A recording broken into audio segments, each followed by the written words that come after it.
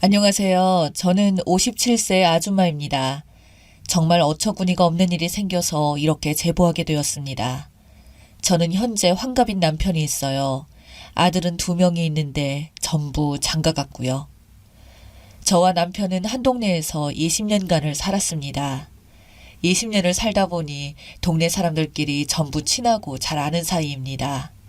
동네에 골프랑 헬스 그리고 찜질방까지 있는 종합 스포츠 센터가 있는데 거기가 만남의 장소였고요. 다들 은퇴할 나이이고 모아둔 돈이 있으니 그곳에서 운동도 하고 수다도 떨고 몸도 풀고 하면서 친하게 지냈죠. 그렇게 동네 사람들 중에 유난히 저희 부부와 친하게 지내는 부부가 있습니다.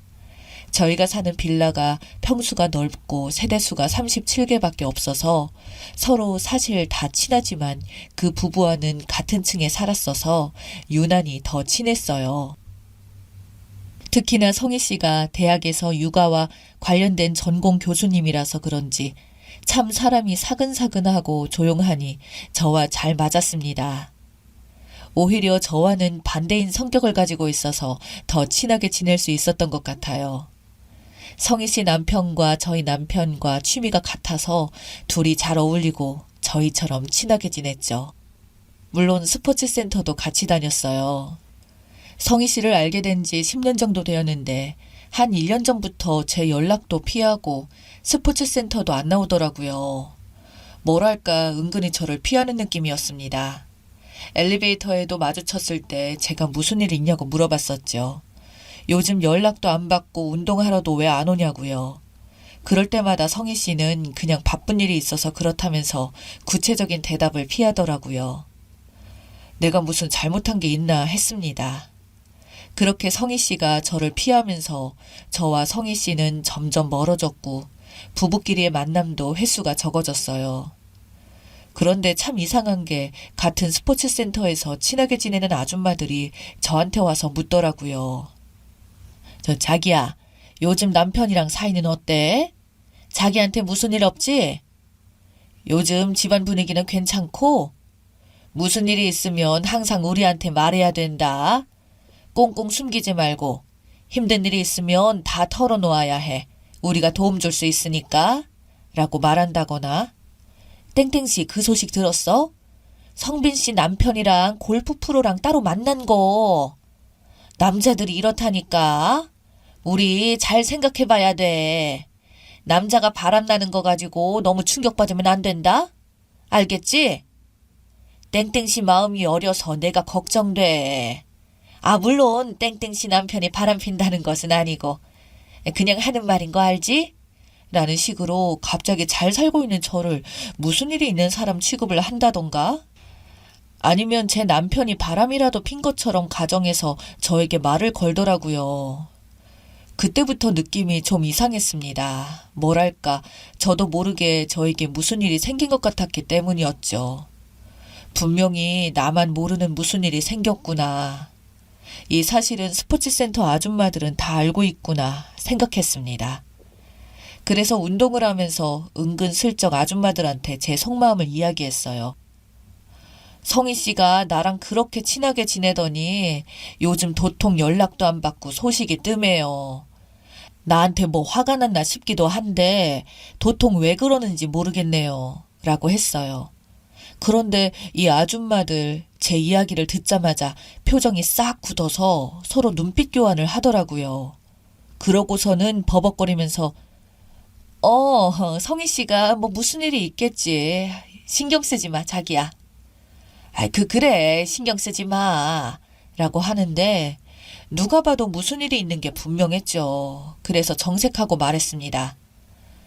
대충 무슨 일인지 알 것 같으니까 나한테 솔직하게 말해요. 나 유해준다고 숨기면 나중에 나 더 상처받으니까 그냥 말해줘요. 계속 이렇게 내 눈치만 보는 거 나 불편하고 신경 쓰이니까 라고 말하자 그럼 알겠다고 말해준다면서 조용한 커피숍으로 가자고 하더라고요. 그렇게 동네 아줌마 2명과 저 셋이서 스포츠센터를 나와 근처 커피숍으로 갔습니다. 의자에 앉으니 아줌마들이 뜸을 들이다 말을 꺼냈어요. 사실 성희 씨랑 자기 남편이랑 바람난 것 같아. 내가 진짜 말하려고 했는데 우리 남편이 관리하는 공장 뒤에 그 모텔이 엄청 많거든. 그런데 거기서 자기 남편 차를 5번이나 봤대. 5번 전부 성희 씨랑 같이 있었고 총 5년 동안 5번을 본 거야. 최소 5년 동안 만난 것 같아. 그리고 내가 이거 왕언니한테 말했더니 왕언니도 왕언니 딸이 10년 전에 성희 씨랑 자기 남편이 성희 씨 집에서 같이 나오는 걸 봤대. 그때는 왕언니도 본인이 직접 본 것도 아니라고 해서 괜히 자기가 이 뻥끝에서 잘 살고 있는 가정 파탄낼까 싶어서 모른 척 한 거였고 라고 하더라고요. 그 이야기를 들은 저는 순간 머리 뒤로 피가 확 쏠리는 게 느껴지면서 귀에서 삐 소리가 날 정도로 충격을 받았습니다. 그 이후의 이야기를 더 들어보니 최근까지도 제 남편과 성희 씨가 만나고 있다는 사실을 들은 왕언니가 성희 씨에게 다른 집 남편 건드려서 가정 파탄나게 하지 말라고 경고를 보냈고 본인이 바람핀 사실을 들키게 될까 두려웠던 성희 씨는 저를 점점 피하게 된 거였고요. 얌전한 고양이 부뚜막에 먼저 올라간다더니 그렇게 조용하고 사근사근한 척하는 여자가 뒤에서는 자기 남편과 쥐도 새도 모르게 바람피고 있었던 거죠. 너무 화가 나고 두 인간들을 찾아가 확 털어버리고 싶었지만 정말 가까스로 감정을 추스르고 조용히 차근차근 이혼 준비와 복수를 준비했습니다. 남편 핸드폰은 잠겨 있었고 모든 남편의 관련 서류들에는 잠금이 걸려 있어서 증거 수집하기가 쉽지가 않았어요. 차 블랙박스도 웬만한 기록들은 다 초기화되어 있고 그렇게 불륜의 증거를 잡지 못하나 싶었습니다. 남편이 잘 때 남편 핸드폰을 가져와서 남편이 쓸만한 비밀번호를 다 눌러봤는데 풀리지 않았죠. 망했다 싶었습니다. 그런데 남편의 노트북이 생각났습니다. 남편 노트북 기종이 저와 같은 것인데 비밀번호 잠금이 걸려 있어도 전원 버튼에 지문 인식이 가능해서 전원을 누를 때 손가락을 길게 대고 있으면 바로 잠금이 해지가 되거든요. 그렇게 남편의 노트북을 소리나지 않게 꺼내서 자고 있는 남편의 검지손가락을 댔습니다. 세상에 잠금 화면이 풀리고 바로 바탕화면에 들어가진 겁니다. 정말 천만다행으로 네이버도 자동 로그인 기능이 되어 있는 상태였고요. 메일이나 클라우드를 뒤지면 뭔가 나오지 않을까 해서 봤는데 아무것도 없더라고요. 그렇게 절망적인 순간에 혹시나 하고 네이버 채팅인 밴드에 들어가 봤습니다. 밴드가 켜져 있었습니다. 그 여자와 불륜의 증거가 그곳에 전부 있었던 것이었습니다. 그렇게 조신해 보이던 성희 씨는 뒤에서는 아주 온갖 잡스러운 말들을 제 남편과 나누었더라고요. 대화 내용을 전부 캡처하고 서로 주고받았던 사진들도 싹 다 저장하고 저는 이혼 변호사를 찾아가 남편과의 이혼 준비를 했습니다. 그렇게 준비한 소장을 들고 남편에게 이혼 선언을 했습니다. 아무 말 없이 조용히 이혼을 준비한 저에게 남편은 황당하다는 표정을 지었고 저는 그런 남편에게 막말을 퍼부어 주었죠. 준비도 철저히 하고 새어나갈 틈을 안 주었으니 남편은 변명도 못하고 그냥 입만 벌리고 있더군요. 야, 넌 내가 모를 줄 알았니? 너 성희 씨, 아니 그년이랑 10년을 만났더라? 양심은 있냐? 네가 그러고도 사람이야? 이 동네 사람들 니네 바람핀 거 싹 다 알아. 20년을 산 동네에서 내가 너 때문에 얼굴을 못 들어 창피해서 살 수가 있어야지. 내가 이혼 소송으로 끝날 것 같지? 지구 끝까지 따라가서 내가 받은 충격만큼 너 힘들게 해줄 거야. 아니, 바람을 펴도 같은 동네 사람?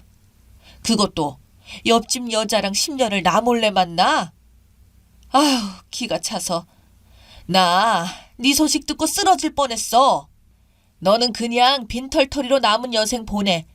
그 여자랑 보내던가. 알겠냐? 아참, 너 이제 그 여자 지 남편한테 눈탱이 밤탱이 되도록 맡겠다. 라고 하면서 소장을 얼굴에 확 뿌렸네요. 그리고 성희 씨, 아니 그년 집에 찾아가 초인종을 눌렀습니다. 그 여자는 안 나오고 그 여자 남편만 나오더라고요. 그 남자한테 딱 말했습니다. 당신 아내랑 내 남편이랑 최소 10년 동안 사적으로 만났습니다. 나도 황당하고 기가 차서 한동안 말문이 안 나오더라고요. 당신이 내 남편 눈탱이 밤탱이 만들던가 말던가 그건 알아서 하시고 저는 소장이나 당신 아내한테 전해주러 온 거니까 전해주세요. 라고 했죠. 그렇게 이혼 선언을 했는데도 도저히 분이 안 풀리더라고요. 아니 어떻게 10년을 최소 10년을 도대체 언제부터 나를 속인 거고 나 빼고 동네 사람들 다 알았다는 건데 그동안 사람들이 나를 그동안 어떻게 바라봤고 어떻게 생각했을까 하는 생각에 잠이 안 오더라고요. 그래서 복수를 시작했습니다. 상간녀가 강의를 한다는 그 학교에 찾아가 상간녀에게 고소한 고소장을 보여주고 당장 해임시키라고 깽판을 쳤어요. 극과 학과장까지 찾아가서 당장 징계위원회를 열지 않으면 가만 안 있겠다고 아는 기자 동원해서 이 학교에 어떤 교수가 강의를 하고 있는지 실체를 밝힌다고 했습니다. 그러자 징계위원회를 열 테니 진정하라면서 저를 달래더라고요. 그런데 징계위원회에서 결정한 것은 해임도 아니고 정직 3개월이더라고요. 불륜 교수가 학생들 앞에서 강의하는 게 말이 됩니까? 소문을 내야겠다 싶어서 그 학교 학생들의 자주 이용하는 커뮤니티를 이용해서 상간녀의 실체에 대해서 모두 올렸습니다. 학생들 사이에서 이슈가 되자 확실히 압박이 컸나 봅니다. 학생들까지 나섰으니 말이죠. 결국 그 여자는 해임됐고요. 제 남편의 회사에도 소장과 함께 남편의 행실이 담긴 내용을 팩스로 보냈어요. 그리고 더 기쁜 것은 그 상간녀의 남편이 제 남편을 작정하고 팼다고 합니다. 상간녀의 남편도 얼마나 화가 났겠어요. 사실 그게 제일 꽃이더라고요. 뭐 제 손 안 대고 복수한 거니 제 입장에서는 참 좋았네요. 그렇게 복수했습니다. 물론 그 후 이혼 소송도 마무리되었죠. 위자료, 재산 분할, 정신적, 육체적 피해에 대한 위자료까지 다 받아냈고요. 지금은 그 후로 20년간 살던 동네를 떠나서 여동생이 있는 동네에 집을 하나 마련해서 살고 있습니다. 사실 지금도 생각하면 화가 나고 울분이 올라오는데 이젠 시간에 맡기려고 합니다. 이제부터라도 제 인생을 살아야겠어요. 이혼을 하면서 정말 많은 상처를 받았지만 잘 이겨내 보려고 합니다. 제 이야기를 들어주신 여러분, 제게 응원해 주세요. 감사합니다.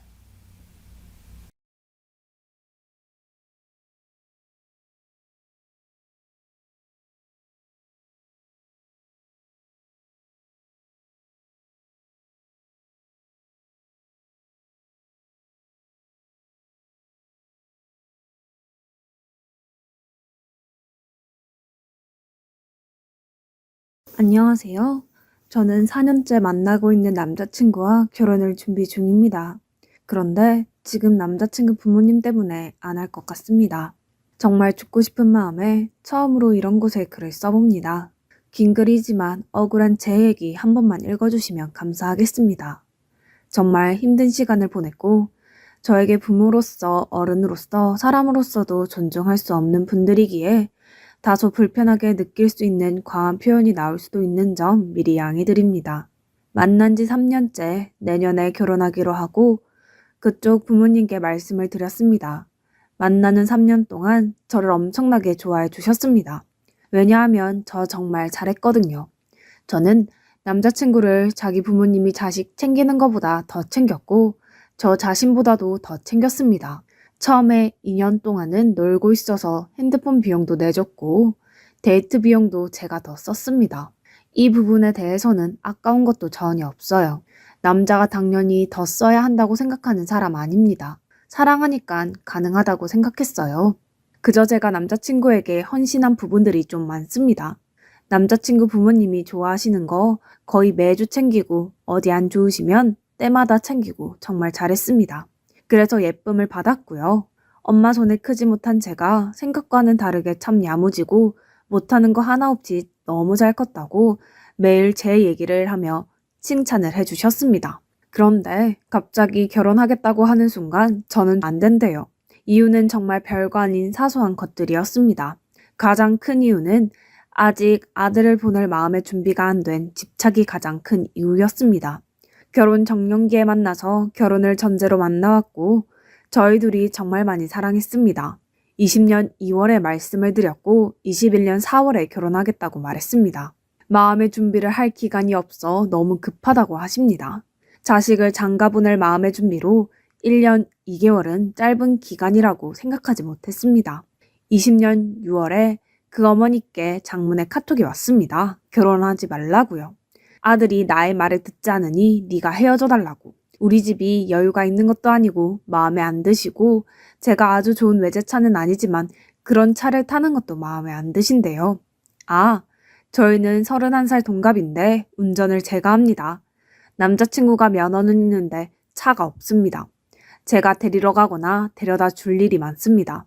아무튼 결혼을 얘기하기 전에 제가 잘했던 수만 가지 것들은 다 의미가 없어졌고 결혼을 얘기한 후에 마음에 들지 않은 부분들을 골라내기 시작하셨나 봐요. 남자친구는 그래도 저랑 결혼한다고 했습니다. 자식 이기는 부부 없다는데 결혼 정년기에 서로 만났는데 설마 저한테 그렇게 나쁘게 하실까? 우리 부모가 그렇게 나쁜 사람일까 생각하면서 그대로 결혼 준비 진행하기로 했습니다. 여러 가지 계약들이 대부분 끝난 상태고 결제한 금액도 많습니다. 그리고 오늘 2020년 11월 어머니께 또 장문의 카톡이 왔고요. 그래서 이런 거를 처음으로 쓰게 됐습니다. 제가 5월경 댁으로 식사하러 갔을 때 아버님이 우리 아들의 단점이 무엇이냐고 물으시더라고요. 저는 3-4번은 그런 거 없다고 대답을 하지 않았습니다. 근데 계속해서 물어보시더라고요. 그냥 이건 제가 대답해야 끝이 나는 것이었어요. 그래서 옆에 있는 남자친구한테 뭐가 있지 하면서 정말 남자친구의 단점을 알고 있음에도 머리가 하얘져서 생각이 안 났습니다. 그래서 정말 모르겠지만 우유부단한 점이라고 하고 근데 저의 단점이 계산적인 면이라서 생각하는데 저희는 부족한 점이 서로 반대라서 서로가 보완해줄 수 있어서 오히려 좋다고 생각한다고 대답을 했습니다. 그랬더니 어머님이 주방에 계시다가 나는 우리 아들이 미안하지도 않은데 사과하고 그런 부분 별로 마음에 안 든다고 하시더라고요. 그래서 갑자기 왜 이 이야기를 하시지 생각하고 말았습니다. 근데 제가 이날 어마어마한 실수를 했다고 하세요. 이날 그 일 때문에 저는 죽어도 안 된다고 하십니다. 솔직하게 있는 그대로 쓰는 거예요. 근데 오늘 받은 카톡 내용 중에 이런 게 와 있었습니다. 집에서 식사할 때 네가 한 말이 오늘 같은 엄청난 일을 진행하게 만들었구나. 네가 말하기를 땡땡이는 싸워도 자기가 먼저 미안하다 말하고 네가 땡땡이를 잘 다룰 수 있으니 우리에게 걱정하지 말라며 너무 계산적으로 사는 사람이라는 말에 너무 놀랐었고 그런 생각을 하고 살아온 결과가 오늘의 일을 저질렀다고 본다. 저 이거 보고 너무 어이가 없어서 말도 나오지 않았습니다. 저는 닮지도 않은 말을 이런 식으로 왜곡해서 받아들이셨다는 게 너무 충격적이었고 저는 단점을 말할 우리 둘의 관계에 있어서의 단점이 아니라 일상생활에서의 단점을 말한 거였는데 제가 아무리 당황해서 혹여나 횡설수설했다고 하더라도 저렇게 이해할 수 있으실까요? 제가 이상한 건가요? 정말 알 수 없어서 여쭤봅니다. 이건 여담인데 4살 많은 누나가 2년 전에 결혼할 때 있었던 일입니다. 3년 만난 남자친구와 예쁘게 잘 만났고 집에 왔다 갔다 하며 부모님께도 좋은 모습 자주 보셨어요. 누나와 현재 매영이 결혼하겠다고 했더니 매영한테 1년 동안 네가 우리 집에 들어올 수 있는 사람인지 아닌지 판단해보겠다. 1년 뒤에 다시 얘기하자고 하셨었대요. 그래서 그 시간을 기다리고 결국 결혼을 하셨고요. 그쪽 부모님이 많이 보수적이십니다. 심각한 꼰대 정도의 표현도 부족한 것 같습니다. 누나가 결혼한 뒤에 집을 사셨는데 누나 방을 그대로 만들어 주셨어요. 저에게는 여자는 출가 외인이라고 말씀하시면서도 그쪽에서는 해당하지 않는 것인지 여러 가지 말들을 종합해보면 참 이중적인 부분이 많았습니다. 저희가 결혼 준비를 하는 데 있어서 저는 어떤 도움도 바라지 않았고 혹시나 둘째를 보내시며 적적해 하실까봐 같이 모시고 사는 것도 좋다고 말했습니다. 참고로 저희 아빠는 혼자 사십니다. 혼자 저와 제 동생을 키우셨으며 제가 이렇게 말했더니 친구들, 주변 사람들 모두 미친 소리 하지 말아라. 저처럼 생각하는 사람 요즘 없다고 합니다. 근데 저는 엄마 없이 자랐고 혼자 컸습니다. 혼자 있는 시간이 많았고 그렇게 자라와서 그런지 시끌벅적하게 사람이 많이 사는 집이 항상 부러웠습니다. 그래서 그쪽 부모님과 같이 사는 것도 정말로 좋아서 그렇게 말씀을 드렸습니다. 물론 이건 죽어도 안 된다고 하시기 전에 마음이었습니다. 결론은 불편해서 싫으시대요. 우리 가족의 문화가 바뀌어지는 것 같다고 하셨고 우리가 부족해서 아들밖에 준비 못 해주신 것 같아서 자존심이 상하시대요. 그리고 그렇게 생각하는 요즘 애들 많다고 그거 별로 대단한 거 아니라고요. 칭찬받으려고 한 얘기는 아니지만 그래도 마음이 좋지는 않았습니다. 그쪽 부모님은 아들이 정말 귀하게 대해요. 그래서 딸들과 다르게 아들은 장가 보내는 게 사람을 집으로 들이는 것이니 신중하다고 하십니다. 너무 귀해서 마음의 준비도 힘드신 거겠죠. 정말 그렇게 귀한 아들인데 아들 앞에 준비된 것이 단 하나도 없습니다. 나이 31에 보험 하나도 없습니다. 당연히 그럴 수 있습니다. 근데 여유 있으시거든요. 1년 동안 봐왔고 들어왔고 강아지 2마리 온천시키는데 20만 원 쓰시고 해외여행 2달 동안 4번 가시는 것도 봤습니다. 너무 귀하고 소중해서 저한테 못 주겠다고 하시는 거에 비해서 늘 그렇게 귀한 아들 취급을 받는 것 같지 않아서 그런 남자친구의 모습에 좀 속상했습니다. 그리고 건강한 편도 아니에요. 건강검진 해볼 나이가 찼다고 생각해서 몇 년 전에 제가 검진을 시켰는데 동맥경화와 고혈압 직전, 지방간 등등 충격적인 결과가 나와서 결과지 어머님도 보셨다는데 그때도 버터에 고기 부어주시고 쌀밥에 집에서 먹는 음식들 건강을 전혀 신경 안 써주시더라고요. 남자친구는 건강검진하면서도 저 혼자만 걱정하고 챙기고 그랬습니다. 그래서 보험을 지지난달에 제가 들어줬고요. 한 푼도 보태주지 못하시는 것도 괜찮았습니다. 저희 둘이서 시작하겠다고 했고 전 원래도 남자가 집 해오는 거 당연하다고 생각하지 않는 사람입니다. 그냥 부모님 심리가 부모가 자식한테 해주는 게 당연한 게 아니라고 생각하시는 분들이세요. 네, 괜찮아요. 근데 자식에게 희생하지 않는 삶을 살겠다고 매일같이 말씀하셨던 분들께서 왜 아들의 인생은 마음대로 결정 지으시려고 하시는 걸까요? 워낙 고집이 세시고 원하는 대로만 이루어져야 하는 성격이라고 하십니다. 그래서 아들의 인생도 아들이 얼마나 정신적으로 힘든 시간을 보내던지 상관없이 원하는 대로 이루고 싶으신가 봐요. 남자친구가 원래 비혼주의자였습니다. 저를 만나면서 결혼 생각을 하기 시작했고 여태 사회생활 제대로 해본 적도 없고 20대 후반까지 놀다가 취업을 했으니 힘들었을 거예요. 그리고 약간 험난한 직업군이라 주 6일을 일하며 그렇게 노는 거 쉬는 거 좋아하는 애가 정말 힘들게 버티길래 왜 그렇게 힘들게 버티냐고 했더니 저랑 결혼하려고 그렇다는 말을 듣고 원래도 결혼을 생각하고 평생 함께 할 거라고 생각은 했지만 이제 정말 믿어도 되겠구나 싶었습니다. 아들이 이런 이유로 열심히 살기 시작했는데 뭔가 목표 의식을 부모님이 무너뜨리시니까 많이 힘들어 했습니다. 스트레스로 인해 역류성 식도염, 지루 피부염 등 아픈 부분들이 생겨서 또 마음이 아팠습니다. 저도 3개월간 날마다 울고 지금까지 계속 악몽을 꾸고 있습니다. 남자친구 부모님께서 제가 자는 시간 내내 저를 찾아오시는 꿈도 꾸고 저번 주에 꿨던 꿈은 지금도 생생합니다. 아무튼 저도 아주 힘든 시간을 견디고 있지만 남자친구가 가장 많이 알아주고 있고 또 남자친구는 중간에서 더 많이 힘들었을 거예요. 그리고 남자친구 원래 비혼주의자입니다. 평생 결혼 생각이 없던 사람입니다. 저를 만나면서 결혼을 생각하고 열심히 살기 시작했던 거예요. 근데도 눈 하나 깜짝 안 하십니다. 그냥 저는 안 되나 봐요. 그런데요, 저는 여기서 그분들을 더는 존중하지 않겠다고 생각했습니다. 저는 한때 예뻐해 주셨다고 해도 남이잖아요. 미워하실 수 있어요. 저는 상처 주실 수도 있어요. 결혼 정년기에 결혼 전제로 만나서 파토나는 제 인생을 그분들께서 걱정할 거리도 되지 않는다는 거 이해하고 있습니다. 근데 아들이 이렇게나 힘들어하는데 져주지 않으시는 모습을 보니 결국엔 아들을 잃게 되더라도 나의 뜻대로 되어야 한다고 생각하시는 거잖아요.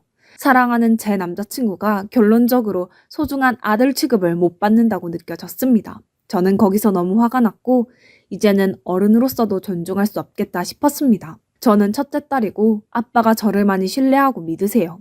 남자친구는 둘째고 누나랑 나이 차이가 좀 나서 그런 것인지 부모님께서 아직 미성숙하다고 생각하시고 약간 모자란 취급도 하십니다. 실제로 아가라고 부르세요.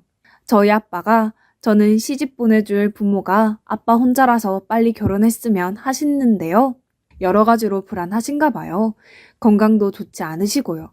처음에 그쪽 부모님께서 결혼을 미루라고 생각해보라고 하시며 아버지는 뭐라고 하시니? 라고 하셨을 때 이 말씀을 드렸습니다.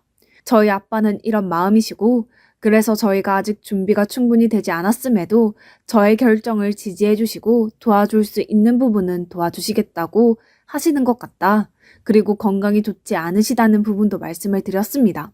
서로 결혼한다고 말씀을 드렸고 준비하는 과정에서 당사자도 아닌 부모님께서 파토 내시는 게 너무 하찮고 작은 저의 인생이라도 그분들께 배려받을 거리가 되지 못했다는 것도 너무 힘들었고 조건적으로 따지고 싶지 않지만 이렇게까지 밀쳐지니 억울한 마음이 생기기 시작했습니다. 돈도 제가 더 많이 벌어오고요. 비록 이혼 가정이지만 저희 아빠는 준비해 두신 게 있으셔서 도와주실 여유도 많으십니다.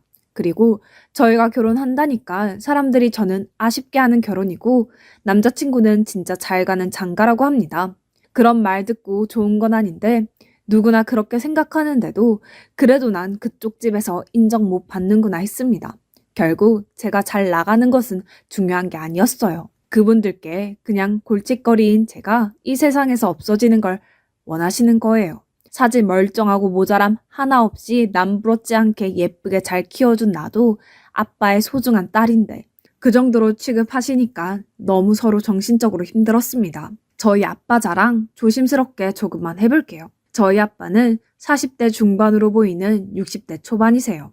자기 관리 아주 잘하고 멋쟁이라 제 주변에 저희 아빠 팬이 엄청나게 많아요. 어릴 때 시골에서 너무 가난하게 자랐고 그 사정으로 인해서 아예 어릴 때부터 친척 손에 맡겨 자라셨습니다. 그때 가난하게 자랐던 게 한이 되어서 자수성가하시고 현재 부족함 없이 서초동에 25년 넘게 살고 계십니다. 어릴 때 돈 없었던 게 한이 돼서 지금은 명품 외에는 걸치지 않으십니다. 에르메스를 즐겨 입으시고요. 5천만 원 조금 넘는 롤렉스를 차시는 아주 그냥 매우 멋있는 성공한 남자예요. 저희 아빠가 사치만 즐기는 건 아니에요. 아빠는 힘든 시절 때문에 기부를 많이 하시는데 제가 태어났을 때부터 지금까지 여러 곳에 적지 않은 돈을 30년째 하고 계십니다. 지나가는 배달 오토바이가 아빠 차를 끌고 가도 괜찮다고 하시는 분입니다. 언제나 남을 도와라. 나보다 못한 사람 먼저 생각하라고 배워서 저도 그 부분을 많이 담기는 했어요. 아무튼 저희 아빠는 정말 멋진 사람이에요. 엄마랑 이혼하고 재혼 안 하고 저랑 제 동생 뒷바라지 다 하며 키워주신 저에게 너무 소중하고 든든한 분이십니다. 옛날에는 저희 아빠가 여자는 집안일 해야지 얻을 여자가 가부장적이고 그런 마인드이셨던 분이셨습니다. 근데 동생이 오랜 시간 동안 속을 좀 많이 썩였거든요. 그 세월 속에서 아빠는 자식은 내 마음대로 되는 게 아니라는 걸 알게 되셨고 뭔가 시대에 맞게 많이 변화하셨습니다. 저희는 예물 생략하겠다고 했는데도 그래도 남자친구한테 시계 하나는 아빠가 사주고 싶다고 하더라고요. 그리고 저희 아빠 예비 사위한테 부담 주지 않으려고 식사하는 자리에서 질문도 한 개 안 했습니다. 얼마 전 얘기하다가 알게 된 건데 아빠는 저를 데려갈 남자는 현금으로 5억은 준비해 와야 한다는 게 기준이었대요. 듣고 어이가 없었는데 그 정도는 가져와야 저를 줄 수 있다는 거예요. 왜냐하면 저는 아빠의 소중한 딸이니까요. 그런데 제가 지금 만나고 있는 사람은 아빠 기준에 닿지 않는 능력과 경제력을 가지고 있지만 그래도 제가 결정한 사람이고 아빠는 저를 많이 믿기 때문에 저의 결정을 믿으시는 것이었습니다. 저 어릴 때부터 아빠가 부족해봐서 힘들어봐서 저는 그렇지 않게 정말 바라셨어요. 아무튼 아빠의 기준과 욕심은 크었어도 부모 입장에서는 이혼 가정이라서 그런 건 아닌지 여러 가지 실망하실 것 같아서요. 우리 집에선 저만 속상하면 된다고 생각합니다. 아빠가 발이 좀 넓으셔서 아빠의 하객만 800명 정도가 됩니다. 아빠에겐 제 결혼이 아빠의 마지막 숙제라고 생각하시는 것 같아요. 당연히 결혼이 5개월 남았으니 주변에도 다 얘기하셨는데 제가 아빠한테 창피함을 주는 딸이 돼버릴 것 같습니다. 정말 서로 사랑하는 마음으로 이겨내보려고 버티고 했었지만 남자친구도 부모님을 저버리지 못할 것 같아 불안하고 그런 집에 시집 가는 거 아빠한테 불효하는 것 같고 또 한편으로는 이 모든 이야기를 아빠가 알고 마음 아파할 걸 생각하면 그것도 불효인 것 같고 이 결혼이 깨지면 아빠 얼굴에도 먹칠을 하는 것 같고 주변 사람들 모두가 제가 결혼하는 걸 알고 있는데 이 모든 걸 제가 견딜 수 있을지 모르겠습니다. 현재는 남자친구가 어머님의 보낸 카톡의 내용을 바탕으로 본인도 자신이 없다고 하고 내일 얘기하자고 하고 잠수 중인데 카톡 프로필에 저희 사진 없애고 디데이 이런 것도 없애고 카톡도 안 봅니다. 진짜 저 버릴 건가 봐요. 어릴 때 엄마도 저를 버려서 벌어지는 것 정말 싫어하는 거 잘하는 사람인데 아니겠죠? 힘들어도 철석같이 믿고 버텼는데 마음이 많이 약한 사람이라 어제 어머님 얼굴 보고 얘기하니까 자신 없어졌나 봐요. 원래도 그런 강다니는 성격은 아니고요. 저 정말 잘 참고 잘 견뎌내는 스타일인데 사실 저는 정말 누구보다 약한 심리를 가진 사람이라 이겨낼 자신이 정말 없습니다. 제 이야기들을 아는 친한 친구들 몇 명이 있는데 저보다 화를 내주고 걱정 많이 해주고 제 옆에 있어주는 고마운 사람들도 있지만 지금 제 마음은 그냥 모든 것을 엎고 없어지고 싶습니다. 그게 그들이 바라는 일이라는 걸 알지만 그냥 모든 걸 포기하고 싶습니다. 저는 버텨낼 자신이 없어요. 그리고 평생 죄책감 느끼고 사셨으면 좋겠습니다. 느끼실지 모르겠지만요. 쓰다 보니 새벽 4시간 동안 이렇게 긴 글을 적었네요. 다 읽어주실 분이 계실지 모르겠지만 읽어주신다면 감사드립니다. 이런 게시판에 글을 처음 써봐서 그냥 주저리 써봤습니다. 혹시 악성 댓글 같은 것도 여기 있나요? 고등학교 때 이후로 처음 들어와 보는데 제게 만약 무슨 일이 생긴다면 제가 적어놓은 이야기들을 많이 봐주셨으면 좋겠습니다. 서두 없이 정신 붙잡고 겨우 쓴 글이에요. 읽어주셔서 감사합니다. 추가합니다. 판을 본 적도 없고 처음으로 글을 올려봤는데 익명이고 그냥 내 고민 여기다 적어보는 게 별일일까 하고 생각했는데 이렇게 큰 관심을 받게 될 줄 정말 몰라서 지금 약간 당혹스럽기도 하고 그렇네요. 알지도 못하는 저를 걱정해주시는 댓글들, 따끔한 충고, 공감, 저를 욕해주시는 분들도 하나하나 다 놓치지 않고 읽었습니다. 남자친구한테 링크 보냈더니 보았나 봐요. 부모님은 알고 계시고 난리가 났습니다. 저희 아빠에게 어머님이 전화도 하셨더라고요. 저는 모르는 일들을 한나절이 지나고 듣게 되었습니다.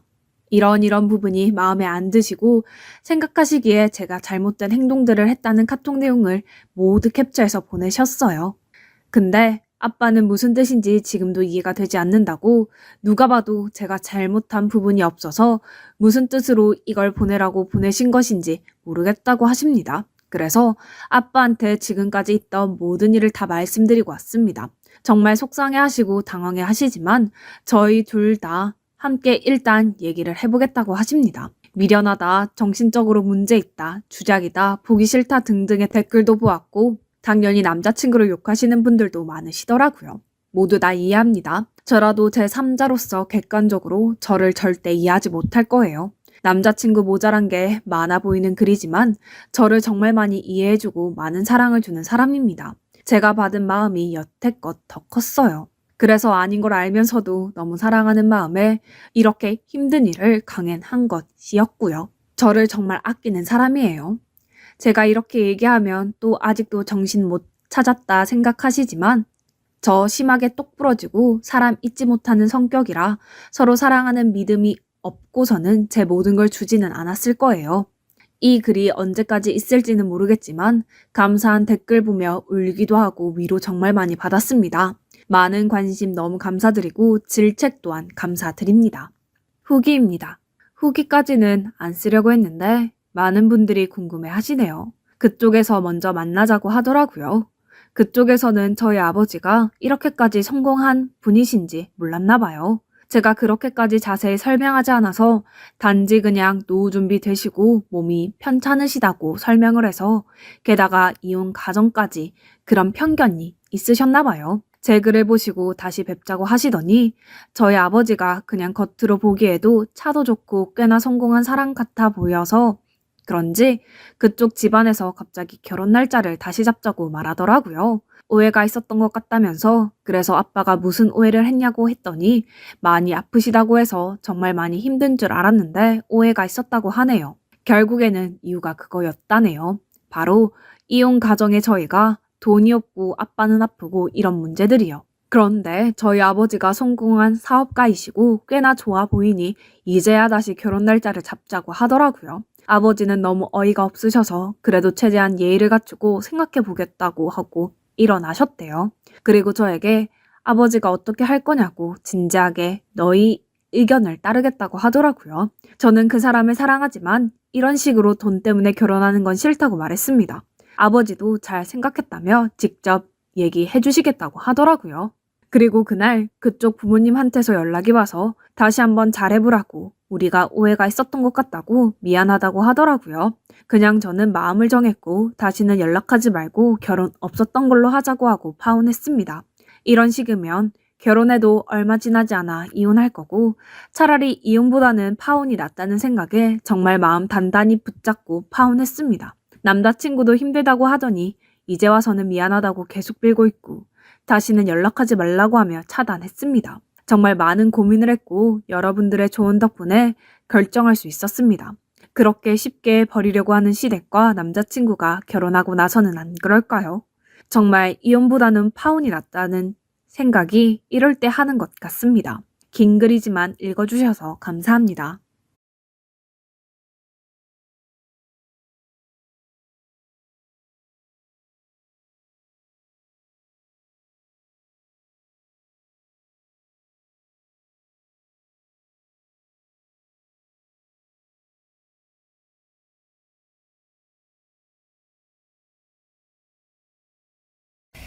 안녕하세요. 저는 지금으로부터 20년 전 시골에서 고등학교를 졸업하고 어려운 집안 사정에 돈을 벌겠다는 꿈 하나만 가지고 도시로 직장을 구해 나왔습니다. 하지만 별다른 기술이 없던 저는 여기저기 밥집을 옮겨 다니며 식당 일밖에 할 수 있는 게 없었습니다. 그렇게 4년이란 세월이 흘렀고 그 지역 맛집으로 소문난 간장게장집에 취업을 하게 되었습니다. 손님이 끊이지 않는 간장게장 가게는 아침부터 저녁까지 정말 쉴 틈이 없었습니다. 거기다 사장님은 손님에게 매우 친절하고 너그러우신 분이었지만 직원들에게는 깐깐하기로 유명했습니다. 갈 곳 없던 저는 가게 영업이 끝나면 이곳 쪽방에 머물게 해준다는 사장님의 말씀에 선택의 여지가 없었습니다. 그때 제 나이 25살, 사장님의 나이 45살이었습니다. 사장님은 그 나이가 되도록 결혼을 하지 않으셨지만 돈에 대한 욕심 그리고 간장게장에 대한 자부심이 대단하셨습니다. 그렇게 저는 그곳 식당에서 일을 하게 되었고 사장님은 식당이 한가해지면 사장님 집에 가서 청소며 빨래를 하고 오라고 집안일까지 시켰습니다. 저는 어린 나이였기에 식당에서 일하는 것과 사장님 집 청소를 하는 것을 당연하게 생각했습니다. 어차피 저는 월급을 받는 종업원이었으니까요. 그러던 어느 날 제가 청소를 하는데 사장님이 집에 오셨고 저는 그 이후로 낮에는 식당, 밤에는 집안일은 물론 밤을 보내야 했습니다. 그러던 중 저는 원하지 않던 임신을 하게 되었습니다. 그래서 사장님께 임신을 하였다고 말씀을 드렸습니다. 그랬더니 다짜고짜 방으로 들어가셔서 제 짐가방을 하나 챙겨 던지시면서 무서운 말씀을 하셨습니다.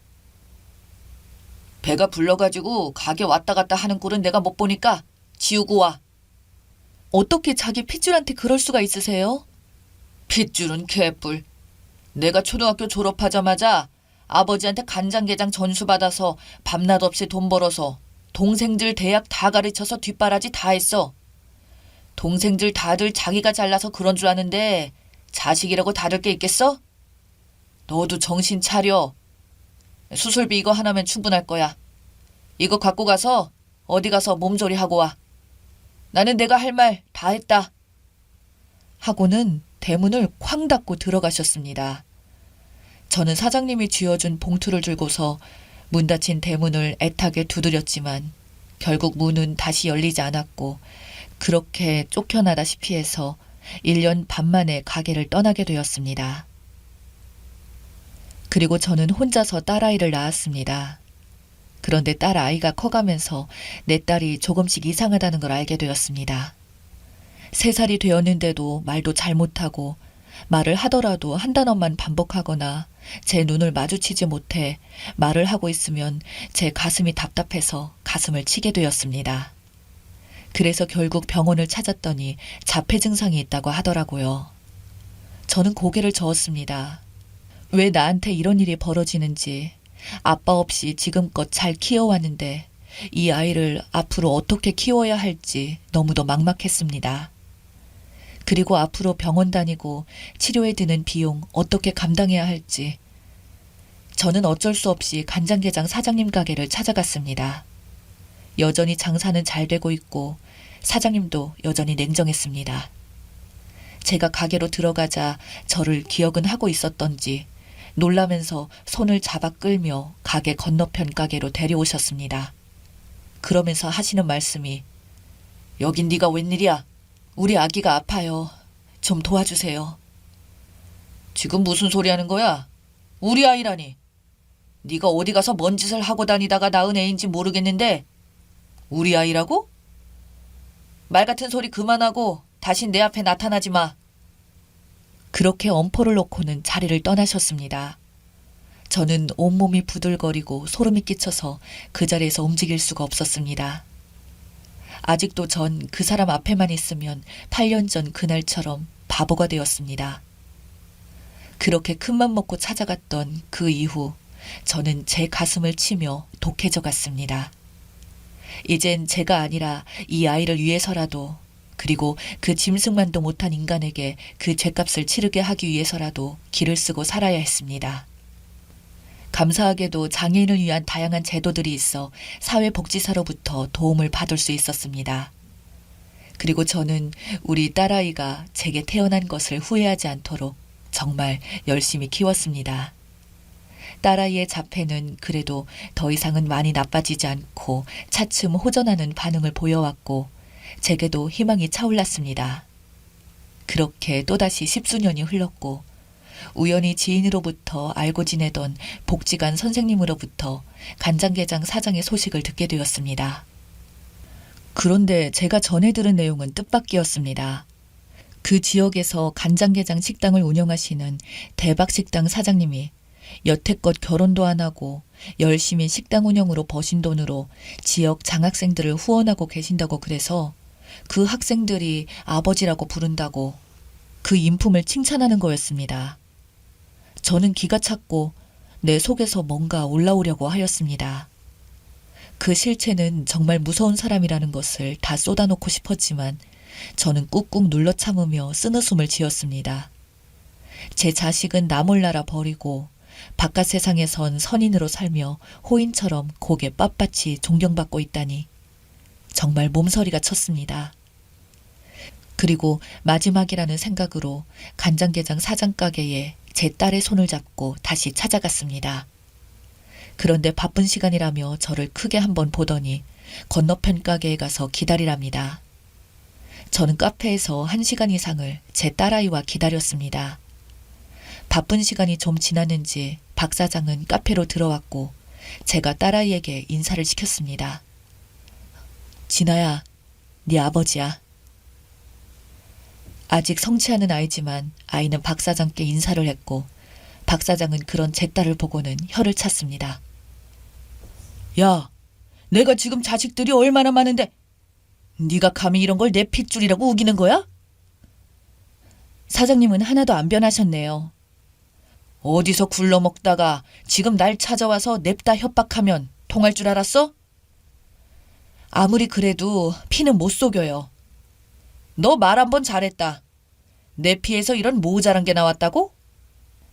아무리 그래도 어떻게 그런 말씀을 하세요? 너 입 조심해. 내가 이래봐도 사회적인 지위와 체면이지. 왜 창피하게 하니? 너 돈이 필요해서 그래? 그럼 가게 나와서 일해. 내가 월급 줄 테니까. 내가 참 기가 차서. 쟤가 내 딸이라고? 간장게장 사장은 한심하다는 듯 저와 제 딸을 번갈아 훑어보더니 자리를 떴습니다. 뭐? 모자란다고? 저는 제 딸을 무시한 사장의 태도에 지금껏 참아왔던 분노가 치밀어 올랐습니다. 그리고 결심했습니다. 이 빚은 꼭 갚겠다고요. 저는 더 이상 20년 전에 제가 아니었으니까요. 저는 다음 날 그 사장 가게로 찾아갔고 가게에서 종업원으로 일을 시작했습니다. 그리고 저는 그때부터 친자 확인에 필요한 여러 가지 증거들을 수집할 목적에만 몰두를 했습니다. 그러나 좀처럼 기회가 오지 않았습니다. 그러다 사장이 매주 목요일 바쁜 시간이 지나면 어디론가 간다는 것을 알게 되었습니다. 그렇게 저의 미행이 시작됐고 저는 간장게장 사장이 한가한 시간대 모텔을 드나든다는 것과 그 모텔 함께 가는 여자가 다방 아가씨들이라는 걸 알게 되었습니다. 아가씨는 한 아가씨도 아닌 건지 돌아가면서 바뀌는 상황이었습니다. 어느 날 저는 디데이를 정하고 월차를 내고 모텔 앞에서 아가씨를 기다렸습니다. 그리고 아가씨에게 부탁을 하였습니다. 방에 들어가서 사장에게 수면제를 탄 음료를 마시게 해달라고, 물론 사례금으로 현금 10만 원을 함께 건넸습니다.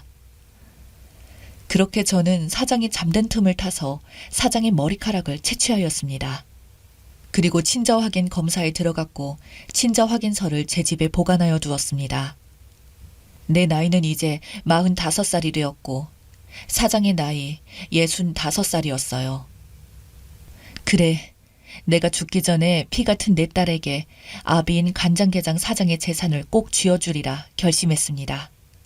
그리고 저는 아무 일도 없었다는 듯 일상으로 돌아왔고 사장의 철면피 같은 두 얼굴에 헛구역질이 올라왔지만 그때마다 입술을 깨물며 버텼습니다. 그리고 가게에는 박 사장의 여동생이 얼마 전부터 가게를 돕고 있었는데 그 동생은 대학을 나와 결혼도 하고 잘 살면서도 자꾸 사장한테 간장게장 분점을 내고 싶다고 레시피를 탐내고 있었습니다. 그럼에도 사장은 동생들은 다 필요 없다면서 분점은커녕 레시피도 알려주지 않았습니다. 그렇게 혼자만 영웅으로 사회에 인정 많은 인간으로 이기적으로 살아가는 사람이 사장이었습니다. 그렇게 저의 악몽 같은 시간들은 세월 속으로 흘러갔습니다. 그러던 어느 날 박 사장이 모텔에서 숨을 거두었다는 것입니다. 정말 뜻밖의 죽음이었습니다. 사장의 동생들은 모텔에서의 죽음을 미화하며 과로사라고 지인들에게 전했습니다. 그렇게 아내도 자식도 없던 사장의 장례식은 사장의 여동생과 남동생이 지키게 되었고 저는 당당하게 저의 딸과 함께 그 장례식장을 찾았습니다. 진아야, 얼른 인사드려야지. 고모랑 삼촌이셔. 이 아줌마가 미쳤어? 놀라셨죠? 소개가 늦었습니다. 이 아이가 돌아가신 사장님의 친딸입니다. 아줌마, 뭐라고요? 누구 딸? 거짓말하지 마쇼. 사장의 그 동생들은 식당에서 함께 일하던 제가 갑자기 나타나서 제 딸이 박 사장의 딸이라고 하자 그야말로 경악을 하더군요. 저는 그 자리에서 바로 준비해간 유전자 친자 확인증을 내밀었습니다. 그런데 두 남매는 믿지를 않는 겁니다. 저는 믿을 수 없어요. 누구 씨를 가지고 검사했는지 알 게 뭐예요? 이거 다 조작입니다. 조작. 간장게장 사장의 재산이 꽤 많이 있었고 부동산만 해도 시가로 18억에 가게도 그 사장의 건물이었습니다. 그러니 두 남매는 자기 형이 죽자 쾌재를 불렀겠지요. 하지만 저의 친자 확인증에도 그들은 승복하지 않았습니다. 그래서 결국 친자 감정을 의뢰하더군요. 그리고 저는 원한다면 그렇게 하자고 했습니다. 그리고 이제야 저는 제 딸아이가 간장게장 사장의 친딸임을 인정받았습니다. 결국 모든 상속권은 제 딸에게 넘어왔습니다. 길고 긴 이 싸움에서 승자가 있다고 말할 순 없지만 끝까지 자기 딸로 인정하지 못하고 매몰찼던 그를 생각하면 그의 죽음은 제게 있어서 단 한 푼의 연민도 생기지 않았습니다. 지금은 우리 딸아이와 그 사장이 남긴 재산으로 행복한 삶은 살고 있습니다. 복수하고 싶었던 그 마음을 끝까지 포기하지 않고 실천한 덕에 저는 현재 다른 인생을 살고 있습니다. 여러분들도 힘든 일이 있어도 포기하지 않고 열심히 살아간다면 언젠가는 좋은 날이 올 것입니다. 여기까지가 제 사연이었습니다. 들어주셔서 감사합니다.